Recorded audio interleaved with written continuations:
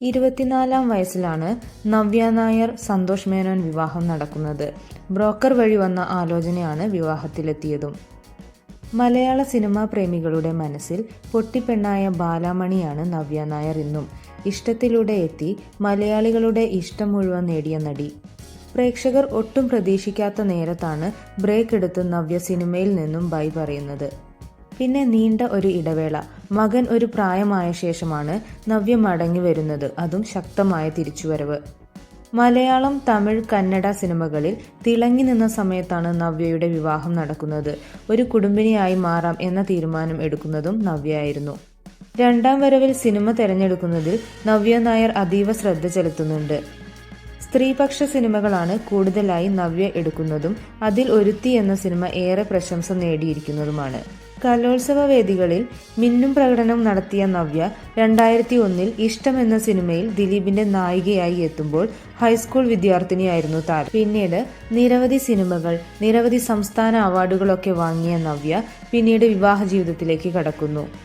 മുംബൈയിലേക്ക് ചേക്കേറിയ നവ്യ ഒരു സമയം കഴിഞ്ഞപ്പോഴേക്കും തിരിച്ചുവരവ് നടത്തി. മിനി സ്ക്രീനിൽ റിയാലിറ്റി ഷോ ജഡ്ജായും നൃത്ത അധ്യാപികയായും തിരക്കുകളുടെ ലോകത്താണ്. സന്തോഷ് മേനോനാണ് നവ്യയുടെ ഭർത്താവ്. അദ്ദേഹം എപ്പോഴും ബിസിനസ് തിരക്കുകളിലാണെന്ന് നവ്യ തന്നെ പറഞ്ഞിരുന്നു. ഒരു 10 വർഷം മുമ്പേ വരെയുള്ള ഇവരുടെ പോസ്റ്റുകൾ പരിശോധിച്ചാൽ സോഷ്യൽ മീഡിയയിൽ കുടുംബചിത്രങ്ങൾ പങ്കിടുന്ന കാഴ്ചകൾ കൂടുതലായിരുന്നു. എന്നാൽ ഒരു 10 വർഷമായി അധികം ചിത്രങ്ങൾ പങ്കിടാറില്ല. നവ്യയുമായി സന്തോഷ് ഏറ്റവും ഒടുവിൽ ഒരു ചിത്രം പങ്കിടുന്നത് 2 വർഷം മുമ്പെയാണ്. എന്നാൽ അതിനു മുമ്പ് വരെ ഏകദേശം 10 വർഷക്കാലം അടുപ്പിച്ചടുപ്പിച്ച് ചിത്രങ്ങൾ പങ്കിടുന്ന ആളായിരുന്നു സന്തോഷ്. രണ്ടാളും തിരക്കുകളിലും 2 സ്ഥലങ്ങളിലും ആയതുകൊണ്ടാകണം ഇത്തരത്തിലൊരു ഗ്യാപ്പ് വന്നതെന്നും സംസാരമുണ്ട്. സ്റ്റേജ് ഷോസ്, സ്കൂൾ, സിനിമകൾ, ബിസിനസ് യാത്രകൾ ഒക്കെയായി നവ്യ തിരക്കിലാണ്. സന്തോഷും ബിസിനസ്സുമായി തിരക്കിൽ. അതുതന്നെയാകണം ഇതിനു പിന്നിൽ.